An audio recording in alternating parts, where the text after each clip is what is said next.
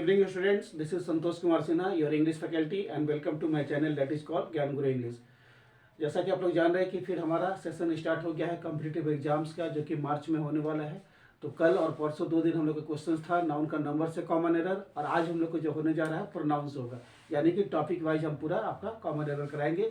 और किसी भी कंपटीशन का कॉमन एरर बहुत ज़्यादा इंपॉर्टेंट होता है, इसलिए आप लोगों से अपील है कि कॉमन एरर को बहुत ज़्यादा फोकस कीजिए, क्योंकि एग्जाम्स में कॉमन एरर पूछते ही पूछते हैं, तो उसमें क्वालिफाई करना बहुत ज़रूरी होता है। उसी के ध्यान में रखते हुए कुछ प्रीवियस ईयर के क्वेश्चन है उसको हम लेके आए हैं आपके लिए। चलिए हम लोग फटाफट क्वेश्चन को देखते हैं और उसका सोल्यूशन क्या होगा, और एकदम इसको क्रैश कोर्स के जैसा बिना टाइम को गंवाए हम लोग इसको सोल्यूशन निकालेंगे। So let's read question number 1।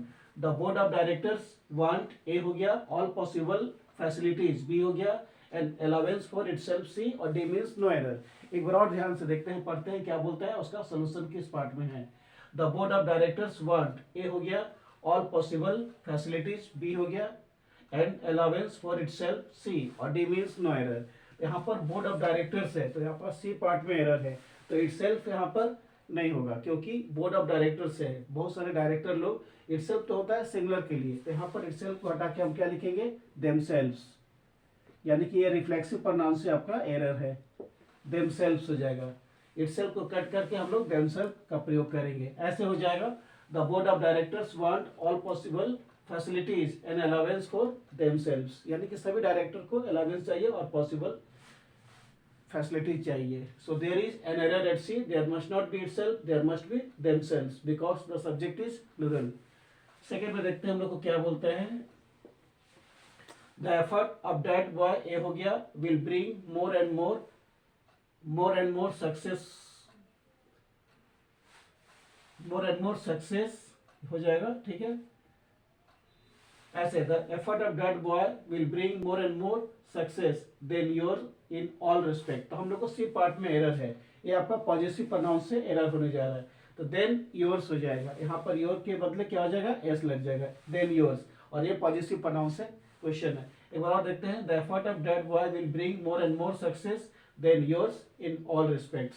So there is an error at C, there must be yours in place of your, क्योंकि क्वेश्चन जो है ना पॉजिटिव प्रोनाउन से है।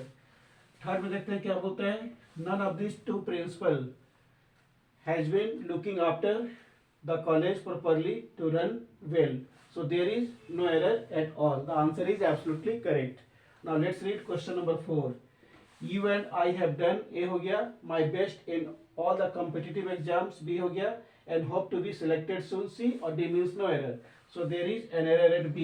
देखिए you and I have done, यहाँ पर दो प्रनाउन है, मैं आपको बताया था प्रनाउन का ऑर्डर क्या होता है, 2 3 1 होता है, 2 3 1। तो पहले होगा सेकेंड पर्सन यू, उसके बाद में होगा थर्ड पर्सन ही, और लास्ट में हो जाएगा आई, यू, ही एंड आई। तो यहाँ पर दो ही प्रनाउन है, तो पहले होगा यू एंड आई, पहले क्रेडिट जाएगा यू एंड आई, तो ठीक है यू एंड आई है, तो जब दो प्रनाउन है तो क्रेडिट दोनों को मिलना चाहिए, तो यहाँ पर माई की जगह क्या हो जाएगा, आवर हो जाएगा, क्योंकि दो आदमी है तो दोनों के लिए आवर का प्रयोग करेंगे। ऐसे you and I have done our best in all the competitive exams and hope to be selected soon. तो यहाँ पर माई को कट करके हम लोग आवर का प्रयोग करेंगे, क्योंकि यहाँ पर दो सब्जेक्ट है, यू एंड आई। तो चलिए हम लोग क्वेश्चंस को आगे बढ़ाते हैं और देखते हैं उसका सोल्यूशन क्या होगा। चलिए क्वेश्चंस को कंटिन्यू करते हैं और देखते हैं कि उसका आंसर क्या होगा। So let's read question number 5। Every student and every teacher of this college, एक बार और देखते हैं ध्यान से। Every student and every teacher of this college, each and every का प्रयोग हमेशा सिंगुलर के लिए होता है, ठीक है।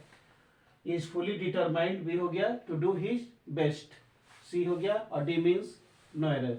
तो every student and every teacher of this college is fully determined to do his best, तो यहाँ पर there is no error at all. The answer is absolutely correct.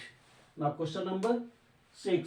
I order some books of English grammar, A हो गया, I order some books of English grammar, A हो गया, for my son to do well in the exam, B हो गया, but none has arrived yet, C, और D means no error. So once again there is no error at all. The answer is absolutely correct. 7th में देखते हैं। The boy whom we suspected, जिस लड़के को हम लोग सस्पेक्ट किए थे, मतलब शक किए थे, to be guilty turn out to be innocent, वो innocent निकला, मतलब एकदम निर्दोष निकला।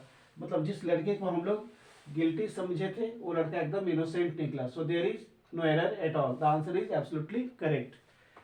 क्वेश्चन नंबर 8 में बोलता है क्या, the candidate being a graduate, यानी कि कैंडिडेट जो है ना एक ग्रेजुएट है. ठीक है, कैंडिडेट कॉमन नाउन है. अब कॉमन नाउन के लिए क्या लगता है, न ही लगता है न सी लगता है. सेकंड पार्ट में जो हम लोग का ही है ये बिल्कुल ही मतलब अननेसेसरी है, इसका यूज एकदम नहीं होगा. तो यहाँ से हम ही को हटा देंगे, न ही होगा न सी होगा, सिर्फ ऐसे हो जाएगा. The candidate being a graduate is eligible for the post of probationary officer in this bank. So there is an error at B. There must not be he or she. It is quite unnecessary to use he or she. यहाँ पर he और she जो होगा ना बिल्कुल अनावश्यक है, use बेकार है. ऐसे हो जाएगा, the candidate being a graduate is eligible for the post of probationary officer in this bank. तो हमारा बी पार्ट में एरर था. बी पार्ट में यहाँ पर जो ही है ना ही होगा ना सी होगा, सिर्फ कैंडिडेट के लिए पूछा गया. और कैंडिडेट आपका कॉमन नाउन है, और कॉमन नाउन के लिए अगर सब्जेक्ट सिमिलर है तो हम लोग इट का प्रयोग करते हैं. तो आपका सी पार्ट में, आपका बी पार्ट में एरर है, ना ही होगा ना सी होगा. तो चलिए हम लोग क्वेश्चन को फाइनल टच देते हैं और देखते हैं उसका आंसर क्या होगा. चलिए क्वेश्चंस को फाइनल टच देते हैं और देखते हैं उसका सोल्यूशन क्या होगा. So let's read question number 9. One must try to do, A हो गया his work sincerely and willingly. B हो गया to be appreciated by the senior C, और डी मीन्स नो एरर. तो एक चीज मैं आपको हाईलाइट करना यानी कि बोलना चाहूंगा कि जब भी आप सेंटेंस बनाएंगे वन से, तो वन से जब भी सेंटेंस बनता है तो उसके लिए वंस का प्रयोग होता है. ठीक है, तो हमारा देखते हैं किस पार्ट में एरर है. अगर वंस है तब तो ठीक है, वंस नहीं है तो फिर एरर हो जाएगा. ऐसा होगा, one must try to do one's work होगा, यानी कि बी पार्ट में एरर है. यहाँ पर हिज को हम लोग रिप्लेस करेंगे और इसके बदले क्या लगाएंगे, वंस वर्क. एक आदमी को अपना काम सिंसियरली और ईमानदारी से करना चाहिए जिससे हमको अप्रिसिएशन मिले सीनियर से. ऐसे one must try to do one's work sincerely and willingly to be appreciated by the senior. So there is an error at B. There must not be his, there must be one's, because the subject is one. याद रखिएगा, जब भी आप sentence बनाएंगे one से, और इससे भी बहुत ज़्यादा एरर आता है, एटलीस्ट कम से कम एक या दो एरर तो मिलेगा ही.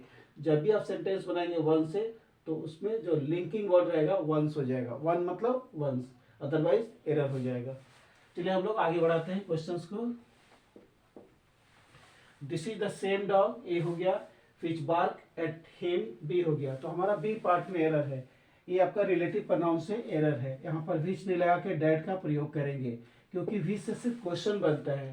ठीक है, इसलिए इसको हम, ऐसा नहीं कि विच गलत है, ये सही है, लेकिन इन अप्रोप्रिएट है और डैट आपका ज़्यादा अप्रोप्रिएट है. तो हम उसी वर्ड को यूज करेंगे जो कि अप्रोप्रिएट है. इससे क्वेश्चन बनता है, क्वेश्चनिंग वर्ड है, इसलिए इसको हम कोशिश करेंगे कि इसको रिप्लेस कर दें.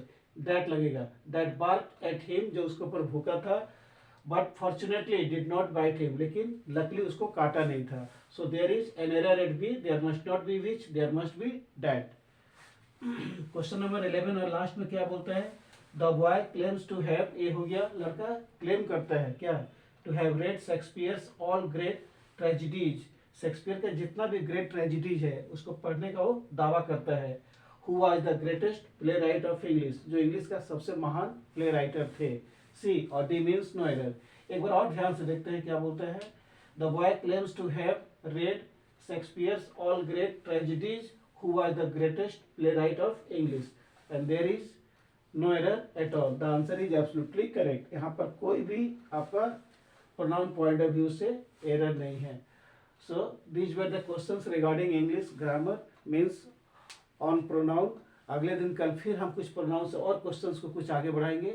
ठीक है, इसको अच्छा से आप लोग कंप्लीट कीजिए, जिसमें जितना भी क्वेश्चंस आता है कंपटीशन में आप लोग को दिक्कत नहीं हो. Till then good night to all of you. Thank you.